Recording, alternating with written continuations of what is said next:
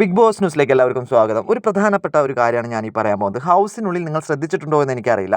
രേണുസുതി ഹൗസിൽ വന്നതിന് ശേഷം രേണുസുതിയുമായി ബന്ധപ്പെട്ട് എന്തെങ്കിലും ഒരു ഇഷ്യൂ ഉണ്ടാക്കി കഴിഞ്ഞാൽ ഒരുപക്ഷേ ആ ഒരു കണ്ടസ്റ്റന്റ് എതിരെ നിൽക്കുന്ന കണ്ടസ്റ്റന്റിനെ പറ്റിയിട്ട് കൂടുതൽ കാര്യങ്ങൾ ബിഗ് ബോസിൽ കാണിക്കുമെന്നൊക്കെയുള്ള ഒരു തോന്നൽ കൊണ്ടാവാം ഇന്നലെ ചില മണ്ടത്തരങ്ങൾ കാണിക്കാൻ ശ്രമിച്ചിട്ടുണ്ട് ഹൗസിനുള്ളിൽ രണ്ടുപേർ. ഒന്ന് അപ്പാനി ശരത്തും, രണ്ടാമത്തെ ആളെന്ന് പറയുന്നത് നമ്മുടെ അഭിലാഷുമാണ്. ഈ രണ്ടുപേരും ഇന്നലെ രേണുസുതിയുടെ അടുത്ത് തലവേദന ഫേക്ക് ആണ് എന്നുള്ള രീതിയിലൊക്കെ പറഞ്ഞ് കുറച്ചധികം നമുക്ക് തോന്നും ഇത്രയധികം ചൂടാവേണ്ട കാര്യമുണ്ടോ എന്നൊക്കെ. അഭിലാഷൊക്കെ കൈവിട്ടുപോയി, എന്തോ വലിയ പ്രശ്നമാണെന്നുള്ള രീതിയിലേക്കാണ് ഇങ്ങനെ ബഹളമുണ്ടാക്കാൻ ശ്രമിക്കുന്നതായിട്ട് എനിക്ക് ഫീൽ ചെയ്തത്. കാരണം അത്രയധികം ആക്റ്റീവ് ആവേണ്ട കാര്യം ഉണ്ടായിരുന്നു അഭിലാഷേ എന്നാണ് എനിക്ക് തോന്നിപ്പോയത്. കാരണം രേണുസുതി എന്ന് പറയുന്നത് ഇപ്പോൾ തലവേദന പിടിച്ച് ഓക്കെ, ജസ്റ്റ് തലവേദന ഉണ്ടെന്ന് പറഞ്ഞു അവിടെ കിടക്കുന്നു, അല്ലെങ്കിൽ അവർക്ക് അവരുടെ ബുദ്ധിമുട്ട് പറയാൻ പാടില്ലേ?